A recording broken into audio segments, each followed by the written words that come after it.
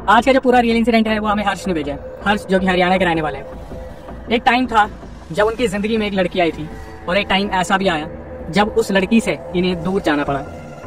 आज का जो पूरा रियल इंसिडेंट है मैं उसके बारे में थोड़ा सा आपको बता देता हूँ। हर किसी का स्कूल में कोई ना कोई क्रश या प्यार रहता है, लेकिन इमेजिन कीजिए कि लड़की अगर आगे से आके आपको प्रपोज करे और फिर अगर आपको पता चले कि ये बहुत ही एक डरावना सच होने वाला है, तो आप क्या करेंगे।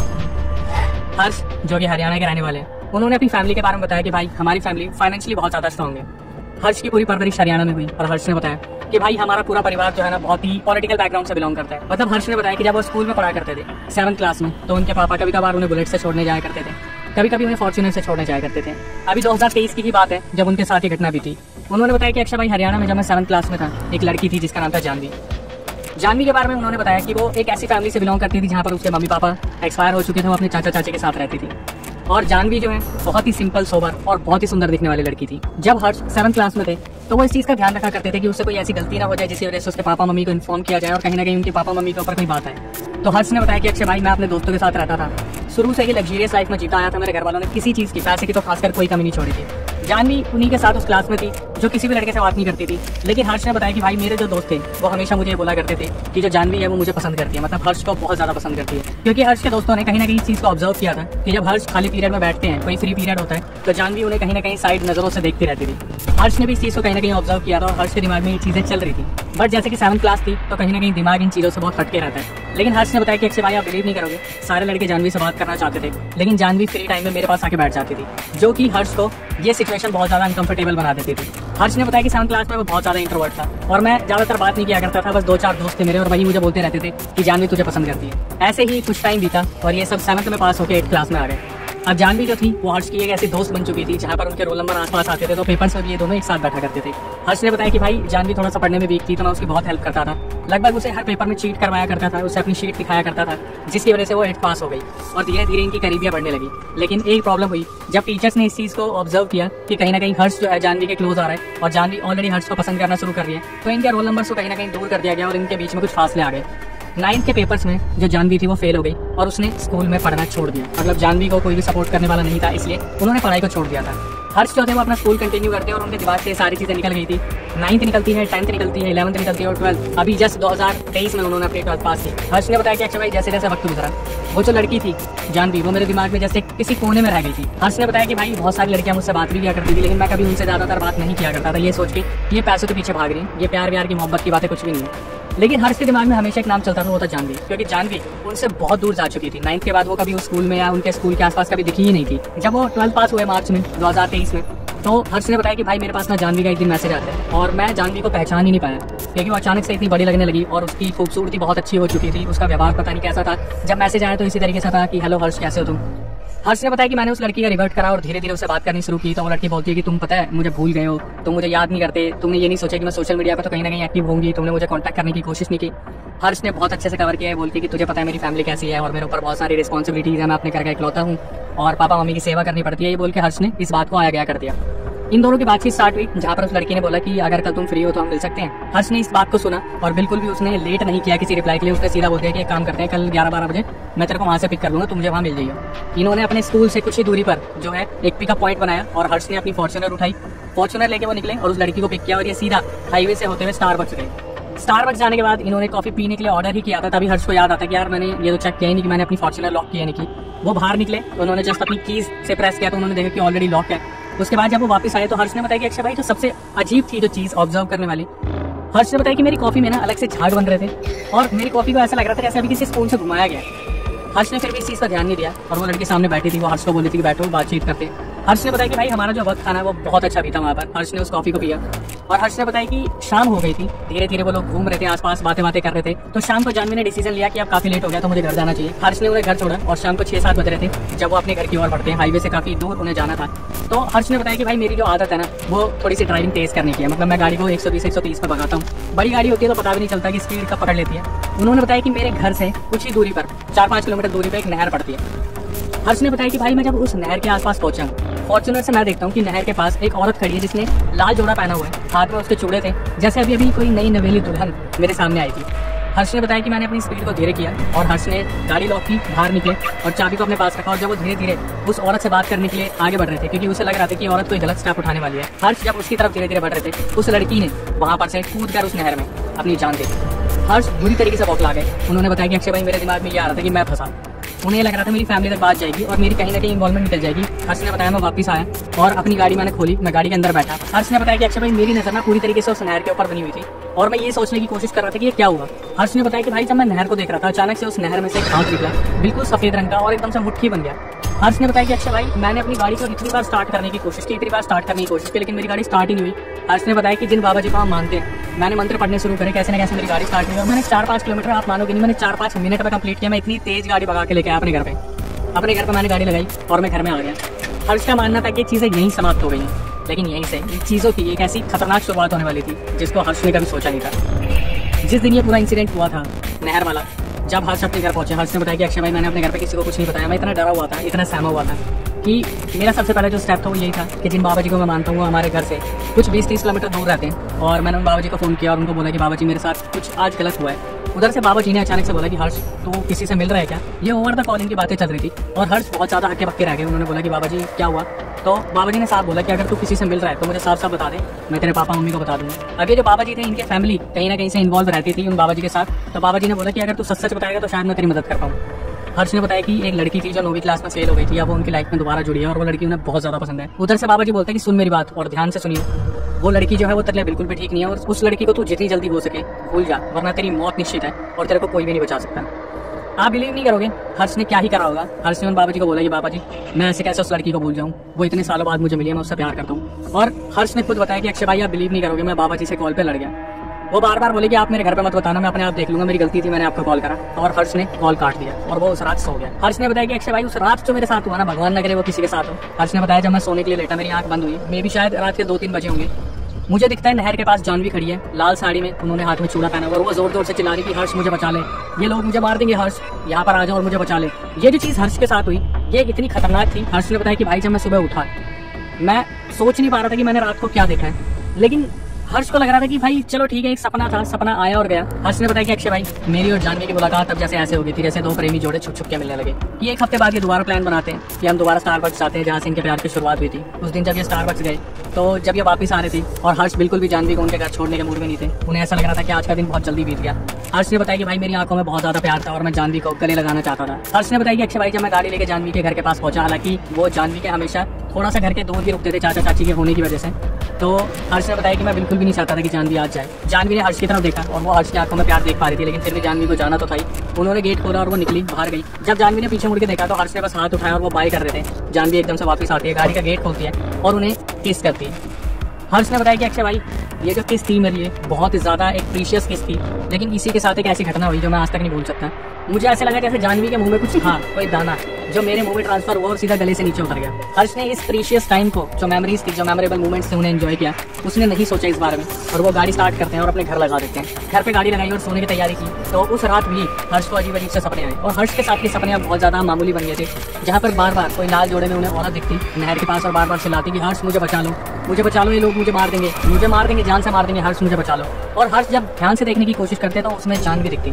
हर्ष के दिमाग में क्वेश्चन हमेशा चलता रहता, लेकिन इस चीज़ को ना ही उसने अपने घर वालों को बताया, ना ही बाबा जी को बताया और ना ही ये चीज़ कभी जानवी से डिस्कस की। जैसे जैसे रातें बीतती गई, जानवी के लिए हर्ष का प्यार बहुत ज्यादा पक्का हो गया। एक दिन जब ये मिले तो जानवी ने एक प्रस्ताव रख दिया इनके सामने कि हर्ष अगर तुम बुरा ना मानो तो हम शादी कर सकते हैं। इस टाइम पर ये एक ऐसी सिचुएशन थी जहाँ पर हर्ष को अपने लिए स्टैंड लेना चाहिए था, लेकिन हर्ष ने बोला कि मैं इस चीज़ का कब से वेट कर रहा था। 19 साल का लड़का जो अपने माँ बाप के पैसों पे पल रहा था, अचानक से उसे ऐसा क्या हुआ कि उसने डिसीजन लिया कि हमें शादी कर लेनी चाहिए। अगले दिन ये प्लान करते हैं और अपनी प्लानिंग के हिसाब से ये लोग एक जगह पे जाते हैं जहाँ पर मांग में सिंदूर भरी जाती है, जहाँ पर ये एक दूसरे को वरमाला पहनाते हैं, जहाँ पर ये अंगूठी पहनाते हैं और गुरुद्वारे में जाके ये लोग फेरे लेते हैं। हालांकि ये किसी को पता नहीं चलने देते कि इन्होंने शादी कर ली। जो भी रिचुअल इन्होंने परफॉर्म करे उसके बारे में किसी को भी मालूम नहीं था, लेकिन जानवी अपने घर जाती है, सब कुछ हटा के एक नॉर्मल लाइफ शुरू करती है और हर्ष ने कहीं ना कहीं उन्हें अपनी पत्नी के तौर पर स्वीकार कर लिया था। धीरे धीरे वक्त बीतता है और जैसे हर्ष की जिंदगी में अब जो कड़वाहट थी वो इस तरीके से घुलने वाली थी कि उनकी जिंदगी आगे जाके नर्क बनने वाली थी और वो इस चीज से बिल्कुल अनजान थे। जिस रात ये लोग ये शादी के रिचुअल्स करके आए थे, जब हर्ष अपने घर पहुंचे, हर्ष ने बताया भाई कि मैं सोने के लिए लेटा और अचानक से फिर दोबारा मुझे वही सपना आया जहाँ पर वो नहर थी, वो एक लाल जोड़े में औरत जो बार बार चिल्ला रही थी कि हर्ष मुझे बचा लो, हर्ष मुझे बचा लो, ये मुझे मार देंगे। हर्ष ने बताया कि अक्षय भाई मैंने अपनी गाड़ी की चाबी उठाई और मैं जाके गाड़ी में बैठा कि आज मैं उस नहर के पास जाके देखूंगा कि वो औरत है कौन और मुझे वो बार बार सपने में दिख क्यों रही है। अचानक से हर्ष का दिमाग घूमता और बोलता है कि नहीं, अगर मैं नहर के पास गया और मेरे साथ कोई ऊंच नीच हो गई तो। वो अपनी गाड़ी की चाबी लेते अपने घर में वापस आते हैं और सोने की कोशिश करते हैं। उन्हें ध्यान आता है कि भाई अभी मैंने मंगलसूत्र नहीं पहनाया जानवी को। अगले दिन वो जानवी से मिलते हैं, जानवी को मंगलसूत्र देते हैं और बोलते हैं कि इसे मेरी याद के तौर पर पहन के रखें और अपने हाथों से उन्हें पहनाते हैं। और आज हर्ष पहली बार जानवी के सामने बताते हैं कि उन्हें इस तरीके से बुरे सपने आते हैं जहाँ पर एक औरत उन्हें नहर के पास खड़ी दिखती है। जानवी बोलती है कि ये जगह हमारे लिए ठीक नहीं है, हमें यहाँ से चलना चाहिए, एक नई दुनिया बसानी चाहिए। और हर्ष बोलते हैं कि मैं भी यही सोच रहा हूँ। हर्ष ने मुझे बताया कि जब जानवी से इस बारे में उनकी बात हो गई तो हर्ष ने प्लान किया कि जानवी और वो उत्तराखंड शिफ्ट हो जाएंगे बिना किसी को बताए। आप सोच पा रहे हैं 19 साल का एक लड़का, ये कैसे पॉसिबल हो सकता है। लेकिन जो रिकॉर्डिंग मेरे पास आ रही है उसको सुनने के बाद मैं दंग था। हर्ष ने बताया कि भाई मैं अपने घर पहुंचा, सारा सामान पैक करा, मैं अपने घर वालों को बता के नहीं जाने वाला था कि मैं कहाँ जाने वाला हूँ। मैं जस्ट उत्तराखंड जाने वाला था जानवी के साथ एक नई जिंदगी बिताने के लिए। उसी रात जिस दिन ये सब कुछ हो रहा था, पैकअप हो रहा था, उसी रात उनके घर में बहुत बड़ी लड़ाई हो गई। और रीजन क्या था, किसी ने हर्ष के पापा को बता दिया था कि हर्ष और जानवी जो है गाड़ी में घूमते हैं, बहुत टाइम स्पेंड करते हैं। किसी ने तो देख लिया था, जहाँ पर खबर जो थी हर्ष के पापा मम्मी तक पहुंच गई थी। ये होने के बाद हर्ष के मम्मी पापा चुपचाप जो है जैसे हर्ष घर में आते हैं तो गाड़ी की चाबी छुपा देते हैं। उनको कहीं ना कहीं शक था कि कुछ ना कुछ बहुत ही बुरी चीज चल रही है जो अभी उभर के आने वाली है। और ऐसे ही हुआ। हर्ष उस चाबी को ढूंढते ढूंढते अपने घर वालों के पास पहुंचे और घर वालों से बोला कि वो चाबी कहाँ गई। तो हर्ष के पापा ने बोला कि बैठ एक बार। और वहाँ पर ये चर्चा शुरू होती है कि तू उस लड़की के साथ क्यों घूम रहा है जबकि तेरा उसके साथ कोई भविष्य नहीं है। अब यहाँ पर उन्होंने एक ऐसी स्टेटमेंट दी, जब उन्होंने रिकॉर्डिंग में बताई तो बोले कि भाई मैं खुद नहीं जानता था कि मैं अपने माँ बाप से क्या बोल रहा था। हर्ष ने अपने माँ बाप को बोला कि आप मुझसे कितनी बहस कर लो, मैं आपको छोड़ दूंगा और मैं जानवी को कभी नहीं छोड़ूंगा, मैं उससे प्यार करता हूँ, मैं हमेशा के लिए उसका हो जाऊंगा, लेकिन मैं कभी भी आपका नहीं हूँ अगर आप इस तरीके से मेरे साथ करोगे तो। हर्ष ने बताया कि भाई मैं आज तक पछताता हूँ कि मेरे मम्मी पापा का जो रिएक्शन था कि उन्होंने मुझे परवरिश दी और उसके बाद मेरे मुंह से ये सुना। उन्होंने बोला अक्षय भाई मैं खुद नहीं बता सकता मैं किस दौर से गुजर रहा था, मैं किन हालातों से गुजर रहा था और मेरे ऊपर जो हो रहा था मैं किसको ही बताता।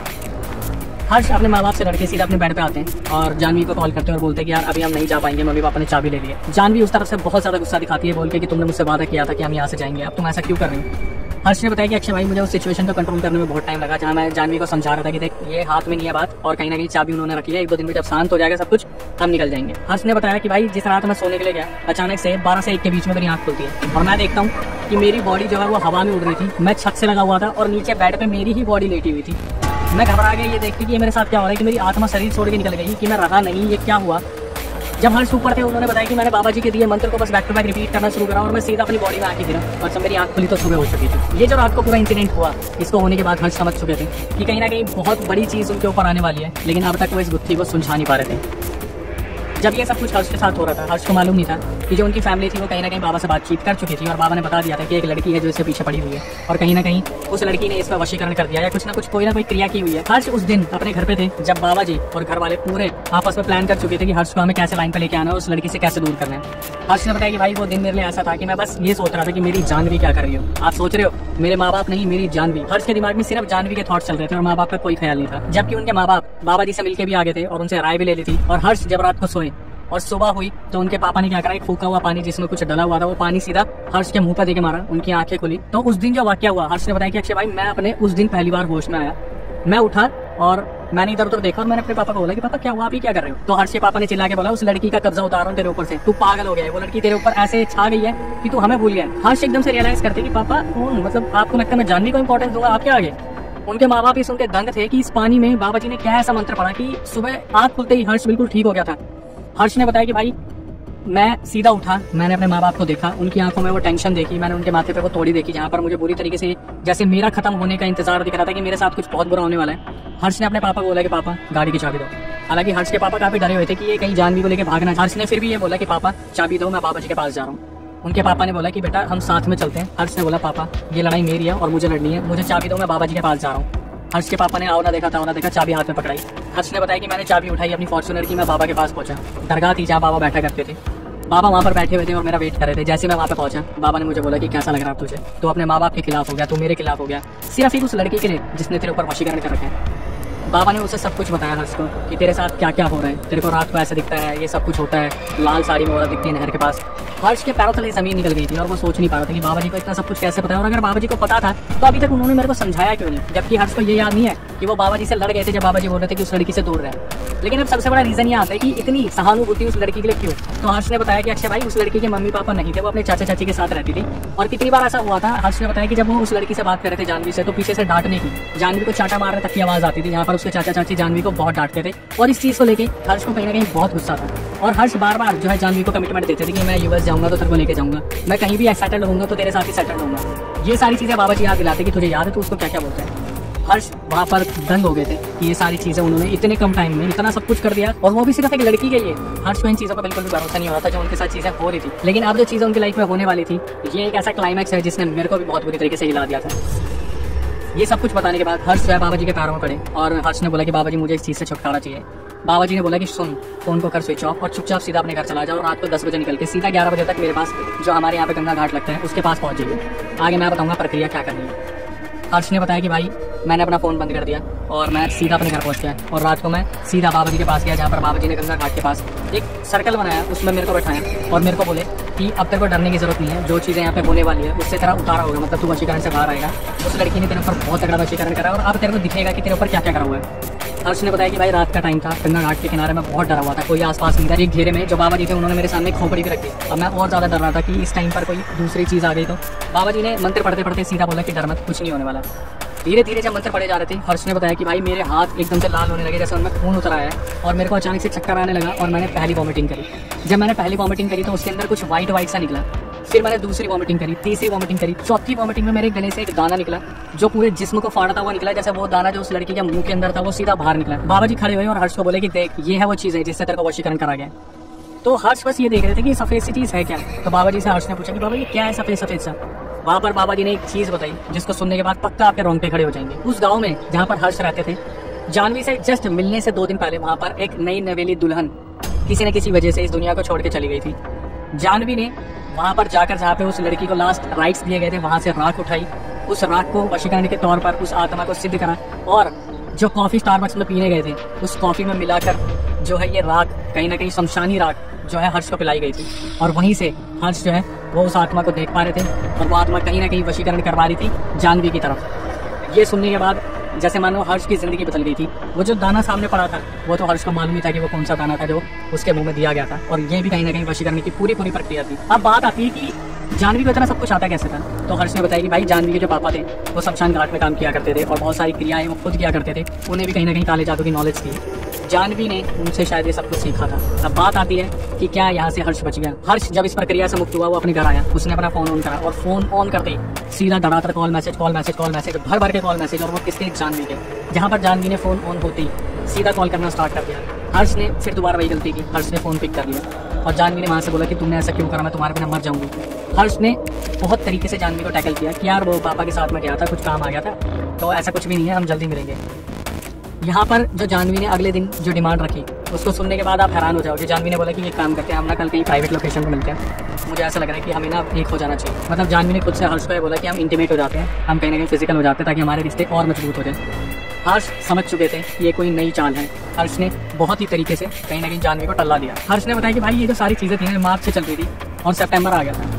हर्ष ने बताया कि मैंने कभी जानवी को नहीं बताया कि अक्टूबर में मेरे को यूएस निकलना है, और वो दिन भी आ गया जब हर्ष को अक्टूबर में यूएस जाना था। और जो जानवी थी वो कहीं ना कहीं हर्ष को बहुत ज़्यादा प्रेशराइज करती थी, बार बार पूछती थी कि आगे के क्या प्लान है, हम शादी कब करेंगे, और हर्ष जो बार बार टल्ला देते थे। हर्ष बिना बताए जानवी को सीधा इंडिया छोड़ के यूएस चले गए। जिस दिन वो गए उस दिन उनका फोन स्विच ऑफ हो गया। जब तक वो वहाँ पर जाते, व्हाट्सएप इंस्टॉल करते, सब कुछ होता, तब तक गांव के जो हर्ष के दोस्त थे उन्होंने कहीं ना कहीं जानवी को बता दिया कि हर्ष इंडिया छोड़ के यूएस सेटल हो चुका है, वो यहाँ से जा चुका है। इसके बाद जो हुआ, हर्ष को पता चला कि जानवी ने अपने आप को खत्म कर लिया, और जानवी ने जो खुद को खत्म करा था उसका कहीं ना कहीं रीजन जो थे वो हर्ष थे, क्योंकि जो जानवी की कजन थी उन्होंने हर्ष को बताया कि ऐसे ऐसे हो गया, और कहीं ना कहीं वो रीजन तेरे को ही मानती थी कि तू उसे ऐसे छोड़ के चला गया। हर्ष ने अपनी तरफ से सब कुछ बताया उनकी कजन को कि मेरे साथ ऐसा ऐसा हुआ और मेरे को पता था वो मेरे साथ क्या क्या कर रही है। अब इसको इस तरीके से समझ सकते हैं कि जानवी ने हर्ष को पाने के लिए इतना सब कुछ करा और एक ना एक दिन वो उन्हीं के ऊपर आ गया। और इसको इस तरीके से भी समझ सकते हैं कि हर्ष को जब पता चला कि चीज़ें इस लेवल पर चल रही है तो वो अपने आप को बचाकर यहाँ से निकल गए। यहाँ से मैं कोई हेट एक्सपेक्ट नहीं करता, मैं सिर्फ यही चाहूँगा कि हर्ष ने बिल्कुल लॉयल होकर हमें सारी चीज़ें बताई हैं, और आपसे मेरी यही एक्सपेक्टेशन होगी कि आप यहाँ से सीख ले, सबक ले कि अचानक से जब आपकी ज़िंदगी में कोई प्रवेश करता है तो इसका मतलब ये नहीं है कि वो आपको चाहता है। दैट मीन्स कि कहीं ना कहीं कोई ना कोई मतलब के लिए भी हो सकता है। अब यहाँ पर मैं प्यार पे क्वेश्चन नहीं उठाता, जानवी पर क्वेश्चन नहीं उठाता, हर्ष पे क्वेश्चन नहीं उठाता, लेकिन सबक आप जो ले सकते हो कि कोई किसी भी लेवल पे जा सकता है, कोई किसी हद पे भी जा सकता है। मैं ये भी कह सकता हूँ कि शायद हर्ष को अपने आप को बचाना था, या जानवी को अपना प्यार साबित करना था, या फिर जो भी ये पूरा किस्सा हुआ इसमें एक्चुअल में हुआ क्या जो हर्ष ने हमें बताया वो मैंने आपके सामने रख दिया। यहाँ से आप सबक ले सकते हो कि आपकी जिंदगी में कोई अचानक से आ रहा है तो भाई सोच समझ के किसी का दिया आप जो ले रहे हो, चाहे वो कोई भी हो, कितना ही खास हो, थोड़ा सा सोच समझ के